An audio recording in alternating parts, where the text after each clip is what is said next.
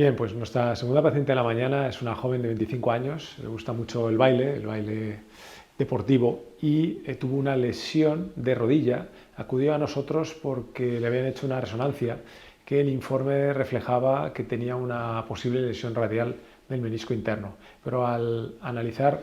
de forma detallada la resonancia, pudimos comprobar, una resonancia externa, por eso no os puedo mostrar las imágenes, pero pudimos comprobar que lo que había finalmente era una lesión en asa de cubo, que es bastante más grave, y esto pues siempre cuesta un poquito de explicar cómo de un informe aparentemente con menor gravedad pasas a una lesión que es más compleja y por tanto indicativa de cirugía. Una lesión en asa de cubo significa que está completamente luxado el menisco y esto es sinónimo de cirugía, puesto que aparte que son muy sintomáticas, por supuesto la paciente tenía la rodilla bloqueada, no podía extender de forma completa, pues si se cronifican, si se dejan sin tratar de forma aguda, primero disminuye la tasa de éxito de una posible reparación, segundo producen síntomas y tercero, pues a la larga, si te obliga a quitar el menisco finalmente, pues va a dar lugar a una artrosis. Pero bueno, además de esto, no solo tenía una lesión en asa de cubo, sino que también no nos gustó la morfología del ligamento cruzado, que tampoco se había informado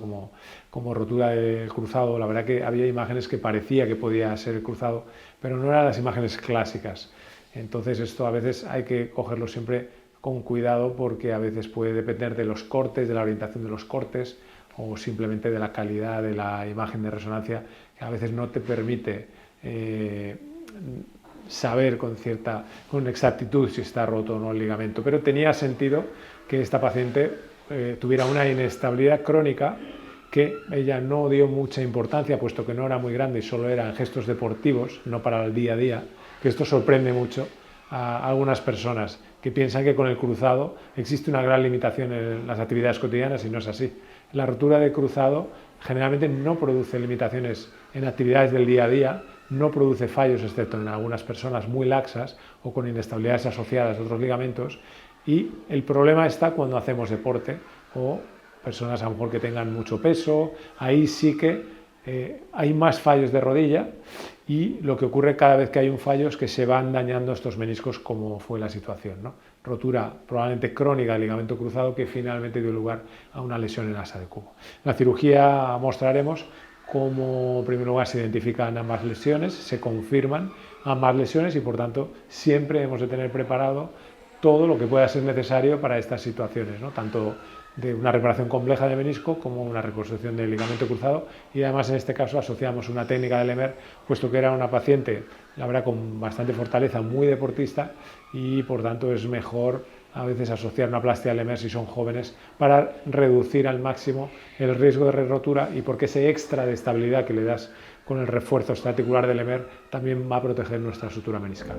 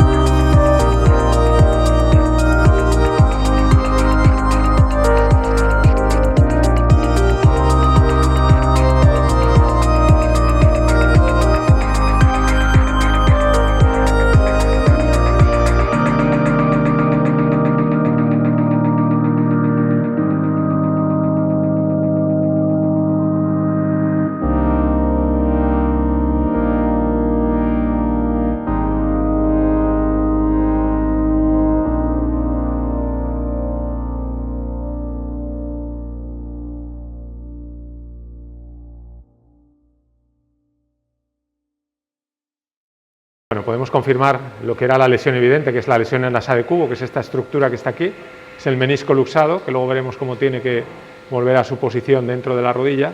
Y bueno, la novedad, algo que ya sospechábamos y que hay que siempre intuir en estas roturas de asa de cubo, es que tiene una rotura crónica del cruzado anterior, que curiosamente pues la paciente no era consciente, o al menos no le daba importancia a esos fallos que iba teniendo, pero se ve claramente como la